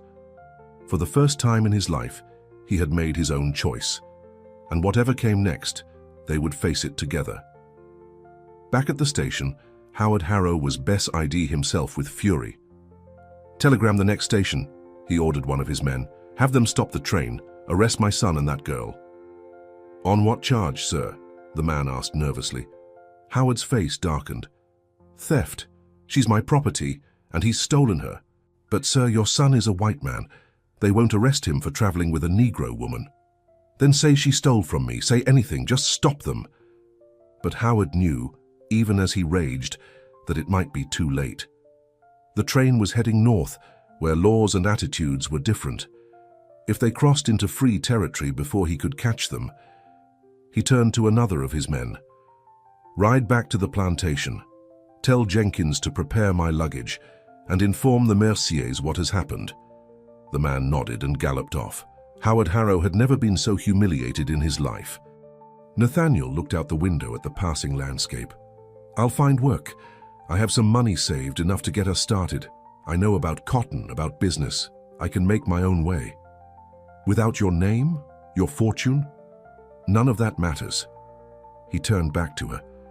"The only thing that matters is that we're together, that we're free to choose our own path." Amma's eyes filled with tears. "I never thought this day would come.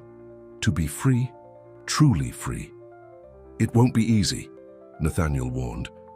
"My father won't give up easily. And the life we'll have, it won't be what you might have imagined." The journey had been tense, both of them constantly watching for signs of pursuit. They had changed trains to Weiss, taking less direct routes when possible to throw off anyone who might be following. As they stepped off the train in Philadelphia, Amma looked around in wonder. She had never been in a northern city before. The streets were bustling with people of all kinds, black and white, moving freely, no obvious divisions between them. "It's so different," she whispered. Nathaniel squeezed her hand. "This is just the beginning." They took a carriage to the Adre. SS Nathaniel had memorized, a modest brick townhouse on a quiet street lined with similar homes. It wasn't the grand mansion he had grown up in, but as they stood before it, he felt a sense of pride he had never known at Harrow Plantation. "This is ours?" Amma asked, her voice hushed. "Yours legally," Nathaniel corrected. "I had the deed transferred to your name before we left. Even if my father finds us, he can't take this from you." Inside, the house was simply furnished but comfortable. The previous caretaker, an elderly woman hired by Nathaniel's grandfather years ago, had kept everything in good order. "Mrs. Wilson," Nathaniel called as they entered. An older black woman appeared from the back of the house, wiping her hands on her apron. "Mr. Harrow, I got your telegram. Wasn't expecting you for another week." "Change of plans," Nathaniel said. "This is Amma. The house is now in her name." Mrs. Wilson's eyebrows rose, but she simply nodded. "I've prepared the master bedroom for you, and there's food in the kitchen. Will you be needing anything else?" "Just privacy," Nathaniel replied, "and if anyone comes looking for us." "I never saw you," Mrs. Wilson finished for him. "I understand, sir." After she left, Amma explored the house in amazement, running her fingers over the polished furniture, the books on the shelves, the soft curtains at the windows. "I can't believe this is real," she said, turning to Nathaniel. "That we're here, that we're free. Believe it." He took her hands in his. "This is our new beginning." That night, for the first time, they slept in the same bed without fear, without the need to hide. As Amma lay in his arms, Nathaniel made a silent vow that he would do whatever it took to protect this new life they had found. Back at Harrow Plantation, chaos reigned. Howard Harrow had returned from his failed pursuit to find the Merciers packing to leave. "This is an outrage," Auguste Mercier declared, his face red with anger. "My daughter humiliated, our business deal in ruins." Elodie sat silently by the window, her face a mask of cold fury. She had not spoken since hearing the news of Nathaniel's flight with Amma. "The boy is confused," Howard insisted. "He doesn't know what he's doing. I'll find him, bring him back." "It's too late for the yacht," Auguste interrupted. "The damage is done. The wedding is off. Our partnership is finished." Howard felt panic rising in his chest. The Mercier connection was vital to his plans for expansion. Without it, the Harrow Empire would stagnate, perhaps even decline. "What if we offered additional compensation?" he suggested desperately. "A larger share of the profits, perhaps?" Auguste hesitated, his business instincts awakened. "How much larger?" 10 per snut more than we originally discussed. 20. Howard winced but nodded. "Very well, 20%. And what about the wedding?" Auguste glanced at his daughter. "Elodie's reputation will suffer from this scandal." "We'll say Nathaniel was called away on urgent business," Howard said quickly. "The wedding is merely postponed, not cancelled." "And when he doesn't return?" "Then we'll say he met with some unfortunate accident abroad. Elodie will be a grieving fiancée, not a jilted bride." Auguste considered this, then nodded slowly. "It could work. But what about your son? What will you really do when you find him?" Howard's face darkened. "That's a family matter, but rest assured, he will not interfere with our plans again." From her seat by the window, Elodie finally spoke, her voice cold as ice. "I want her punished. The slave girl, she bewitched him somehow, turned him against me." "She'll pay," Howard D. promised. "They both will." After the Merciers retired for the night, Howard called Jenkins to his study. So Mrs. Wilson's urgent cries convinced her. She dashed past Blackwell and out the door, running as fast as she could toward the shipping office where Nathaniel worked. Blackwell, cursing his bad luck, quickly tied up Mrs. Wilson and set off in pursuit. But Amma had a head start and fear gave her speed. She ran through the streets of Philadelphia, ignoring the startled looks of passers-by, focused only on reaching Nathaniel before the detective caught up with her. The shipping office was 6 blocks away.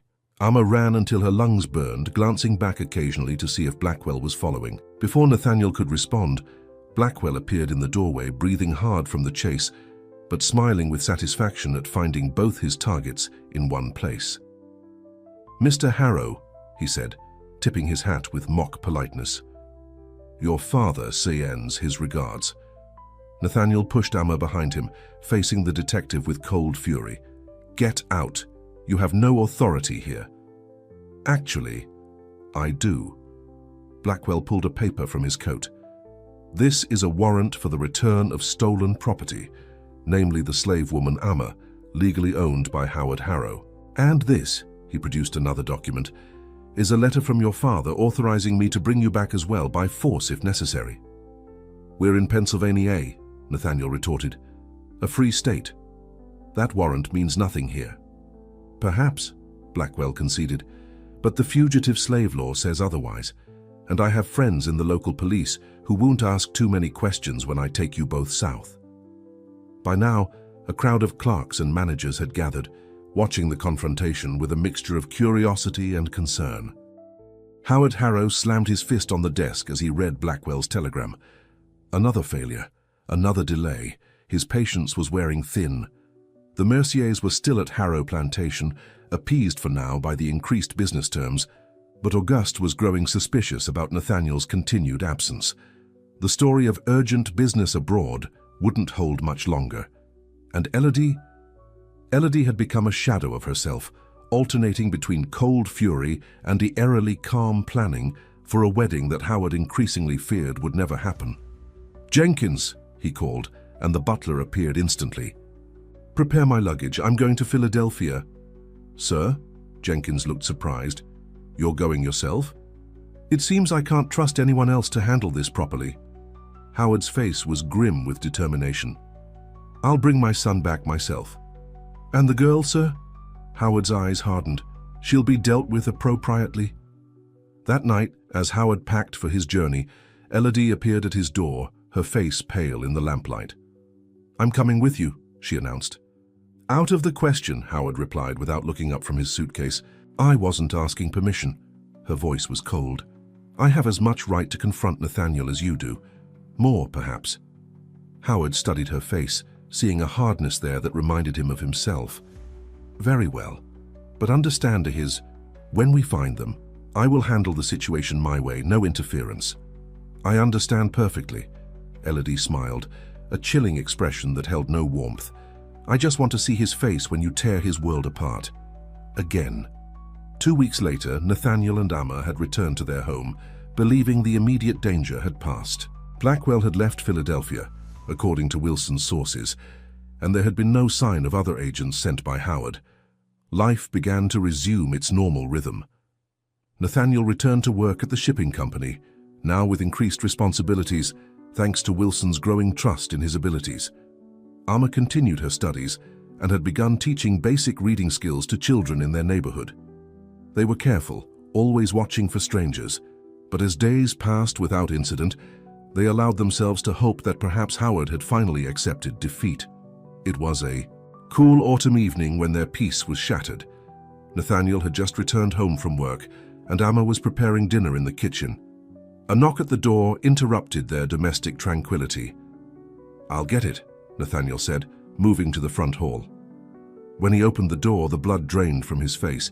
Standing on the doorstep was Howard Harrow, with Elodie Mercier at his side. "Hello, son," Howard said, his voice deceptively pleasant. "Aren't you going to invite us in?"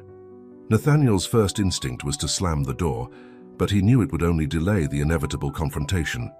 Better to face it now on his terms in his home. "Father," he nodded stiffly, then turned his gaze to Elodie. "Miss Mercier." "Mrs. Harrow, soon enough," she corrected with a brittle smile. Nathaniel stepped back, allowing them to enter. "Amma," he called toward the kitchen. "We have visitors." Amma appeared in the doorway, wiping her hands on a dishcloth. She froze at the sight of Howard and Elodie, her face paling with fear. "Well," Howard said, looking around the modest entrance hall with unconcealed disdain, "this is quite a change from Harrow Plantation. Worth giving up your inheritance for, was it?" "Every penny," Nathaniel replied evenly. "What do you want, father?" "What do I want?" Howard laughed harshly. "I want my son back. I want the scandal you've caused to be erased.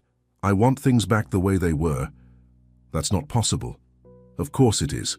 Howard removed his hat, making himself at home. "You'll return with us. The wedding will proceed as planned. This experiment will be forgotten." "And Amma?" Nathaniel asked, though he already knew the answer. Howard's eyes flicked dismissively toward her. "She'll be sold. Far away. It's more than she deserves after what she's done." "What she's done?" Nathaniel's voice rose. "She's done nothing but wish to be free, to be treated as a human being, not property. She turned my son against his family, his duty, his future bride." Howard's facade of pleasantness dropped, revealing the anger beneath. "She'll pay for that." Elodie, who had been silent until now, stepped forward. "How could you, Nathaniel? How could you humiliate me this way? For her?"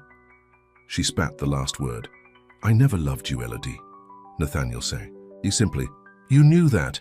You were willing to marry me anyway for my name and fortune, just as I was expected to marry you for your father's business connections. It was never about love. And this is?" She gestured contemptuously toward Amma. "You think this is love? She's using you to secure her freedom, her comfort. Once she has what she wants, she'll—" "Enough." Nathaniel's voice was steel. "You don't know her. You never tried to know her. You saw online what you wanted to see, a slave, an obstacle, a thing to be removed. Because that's what she is, Elodie cried. She's nothing, nobody, and you threw away everything for her. No, Nathaniel said quietly. I threw away nothing of value. I gained everything. Howard had been watching this exchange with growing impatience. This is getting us nowhere.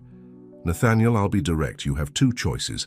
Return with us willingly, resume your place in the family and your engagement to Elodie, or... He paused. Or what?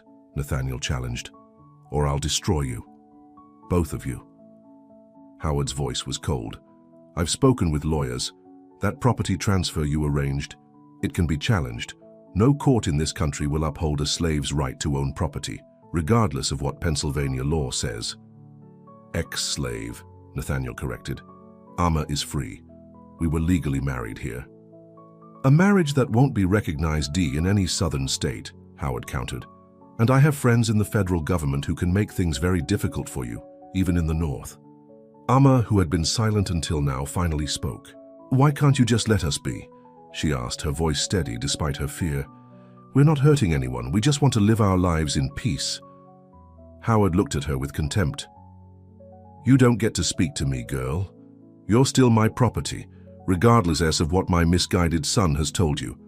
She's my wife, Nathaniel said firmly, moving to stand beside Amma. And this is our home. You have no power here, father. Howard's face darkened with rage. You fool. You think a few months of playing house with a slave girl makes you independent. I built an empire. I can tear down your pathetic little life with a word. Then do it, Nathaniel challenged. Use your money, your influence, your threats. Do your woo-arrest. But know this, I will never return to Harrow Plantation. I will never marry Elodie. And I will never ever let you take Amma away. The room fell silent, the tension thick as summer heat.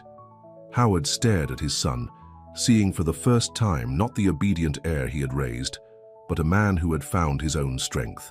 This is your final decision, he asked, his voice dangerously quiet. It is. Howard nodded slowly. Then you leave me no choice. He turned to Elodie. Come.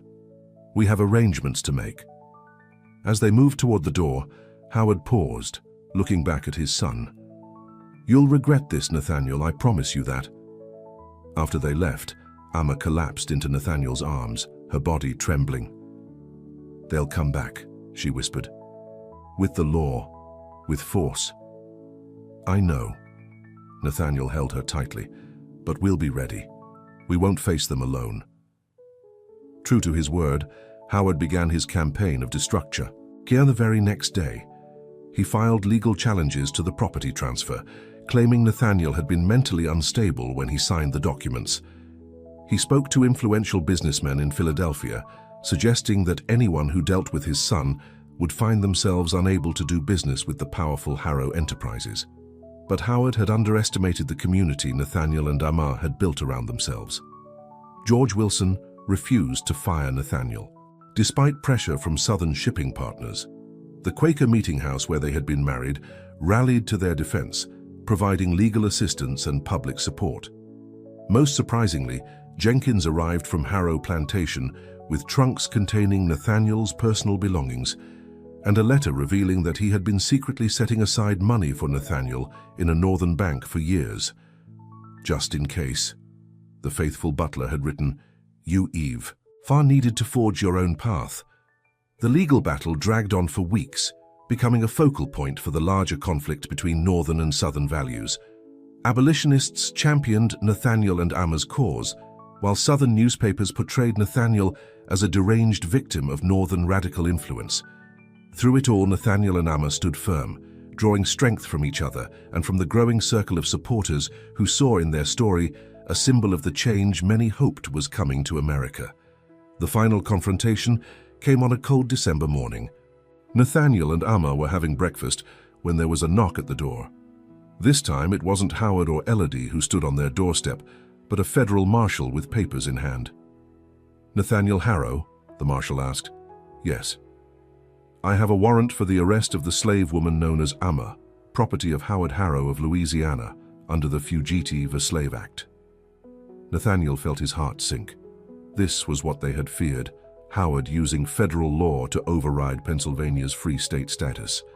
"She's not a slave," Nathaniel said firmly.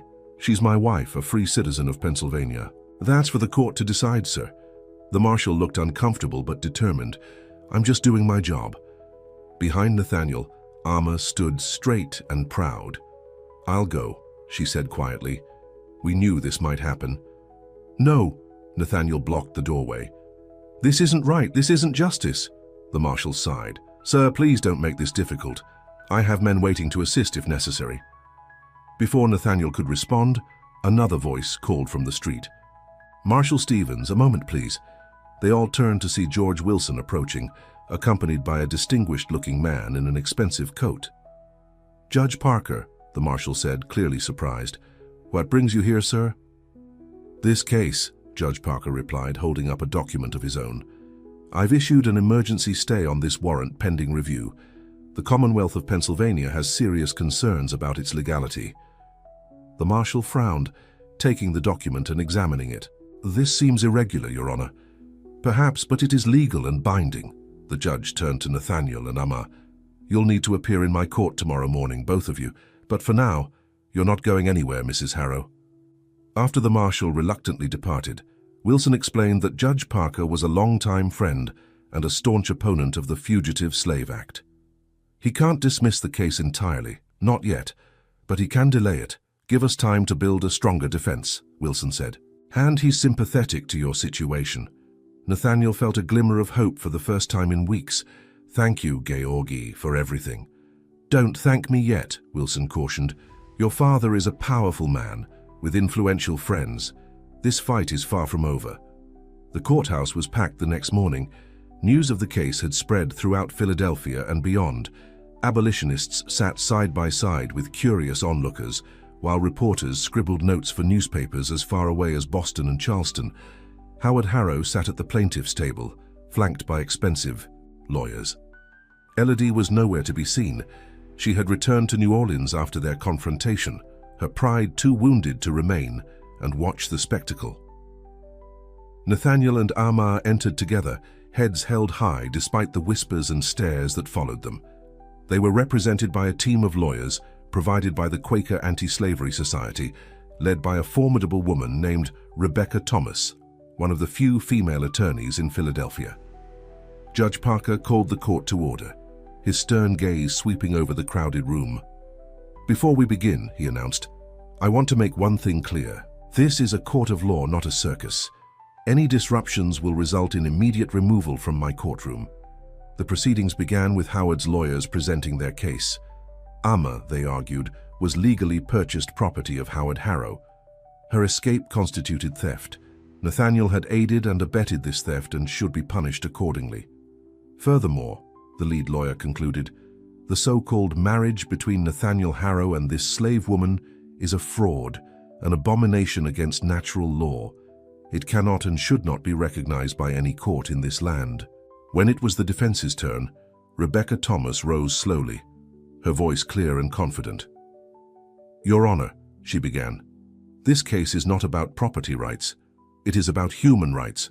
The Commonwealth of Pennsylvania does not recognize slavery within its borders. When Amma Harrow set foot on Pennsylvania soil, she became a free woman under our laws."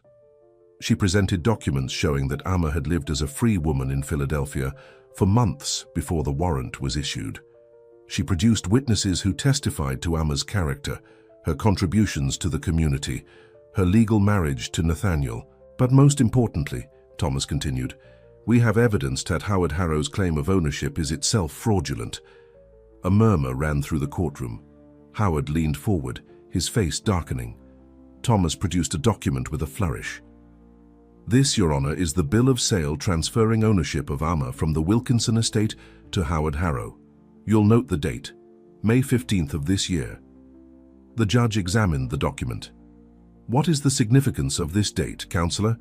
"On May 15th, Thomas explained, James Wilkinson had been dead for 3 weeks. His son, who purportedly signed this document, was in Europe and had been for months. The signature is a forgery, the sale illegal. Howard Harrow never legally owned Amma in the first place." Chaos erupted in the courtroom. Howard's lawyers huddled in urgent conference, while Howard himself sat stone-faced, his knuckles white as he gripped the edge of the table. When order was restored, Judge Parker studied the document carefully. "These are serious allegations, Miss Thomas. Can you prove the forgery?" "Yes, Your Honor." She presented affidavits from handwriting experts and from the Wilkinson family's lawyer, confirming that Thomas Wilkinson could not have signed the document on the date indicated. The judge turned to Howard's lawyers. "Do you wish to respond to these allegations?" After a whispered consultation with Howard, the lead lawyer stood. "Your Honor, we request a recess to examine these new documents and prepare our response." "Granted. We'll reconvene in 1 hour." During the recess, Nathaniel and Amma waited in a small antechamber, both too tense to speak. Rebecca Thomas joined them, her face cautiously optimistic. "This is a significant development," she said. "If the judge rules that Howard never legally owned Amma, the entire case collapses." "How did you find this?" Nathaniel asked, amazed. Thomas smiled. "You can thank your butler, Jenkins. He suspected the paperwork wasn't right and did some investigating before he came north. The risk he took for you both." She shook her head in admiration. When court resumed, there was a noticeable change at the plaintiff's table. Howard sat alone, his lawyers nowhere to be seen. "Mr. Harrow," Judge Parker said, "where is your legal counsel?" Howard stood, his face a mask of barely contained fury. "They have withdrawn from the case, Your Honor." "I see. And do you wish to continue representing yourself?" Howard looked around the courtroom, at the hostile faces of the spectators, at his son sitting proudly beside Amma, at the evidence that had exposed his deception. "No, Your Honor," he said finally. "I am withdrawing my claim." A cheer went up from the abolitionists in the crowd, quickly silenced by the judge's gavel. "Order, order in my court." When silence was restored, Judge Parker continued. "Given the withdrawal of the plaintiff's claim and the evidence presented regarding the fraudulent bill of sale, this court rules that Amma Harrow is and has been a free woman, legally married to Nathaniel Harrow under the laws of Pennsylvania. The warrant for her arrest is hereby vacated." He struck his gavel once, the sound echoing through the suddenly silent courtroom. "This case is dismissed." Nathaniel pulled Amma into his arms as their supporters erupted in celebration around them. For the first time since they had fled Harrow Plantation, they were truly free. Free from pursuit, free from fear, free to build their life together. Howard Harrow left the courthouse alone, a broken man. His plan to force Nathaniel back into the life he had planned for him had failed completely. Worse, the scandal of the forgery would follow him back to Louisiana, damaging his reputation among the very people whose respect he had craved all his life. As he stood on the courthouse steps, uncertain where to go or what to do next, he heard footsteps behind him. Turning, he found Nathaniel standing there. "Come to gloat?" Howard asked bitterly. "No." Nathaniel's voice was quiet, without anger. "I came to say goodbye." Howard looked at his son, really looked at him, perhaps for the first time. Gone was the obedient heir, the boy who had always sought his approval. In his place stood a man who had found his own path, his own strength. "You gave up everything," Howard said, still unable to comprehend the choice. "The plantation, the fortune, your position in society, for her, for—" "No, Father.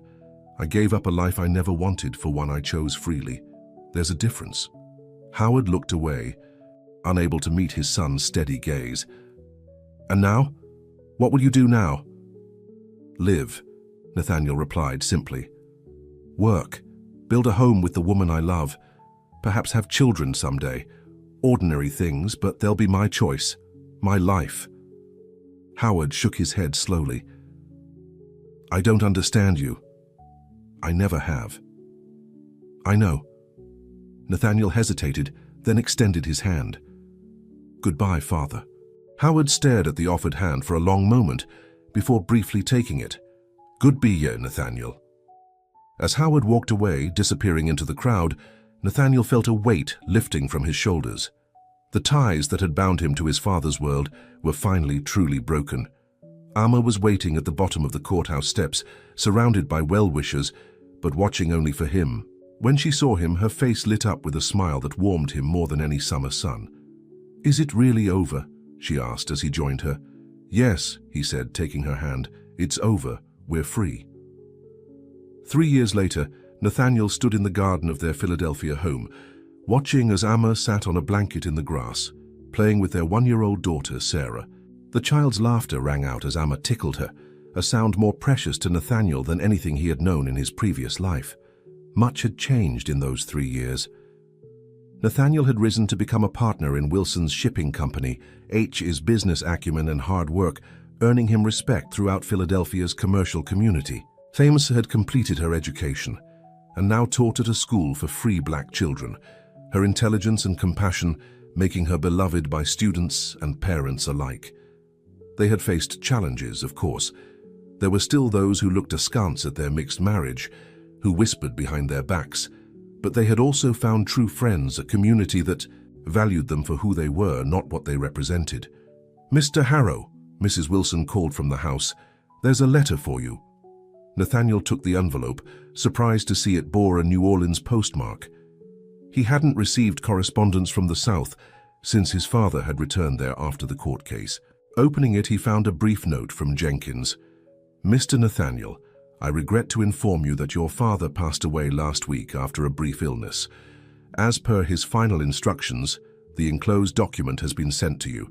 Your faithful servant, Jenkins." The second page was a legal document signed and notarized. It transferred ownership of a portion of Harrow Plantation, about 1/4 of the land, to Nathaniel. Stunned, Nathaniel read the short note scrawled at the bottom in his father's familiar handwriting. "You chose your path. I still don't understand it, but it was yours to choose. This land is your birthright. Do with it what you will. Howard Harrow." Amma looked up as Nathaniel sat beside her on the blanket, his face thoughtful. "What is it?" she asked. "My father died," he said quietly, handing her the letter. "And he left me part of the plantation." Amma read the documents, her expression solemn. "What will you do with it?" Nathaniel watched his daughter playing with a small cloth doll, her face alight with joy. This child, born free, would never know the chains that had bound her mother, would never fear being sold away from those she loved. "I know exactly what I'll do with it," he said, his decision already made.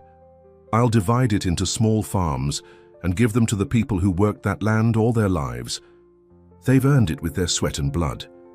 Amma's eyes filled with tears as she leaned against him. "Your father would hate that."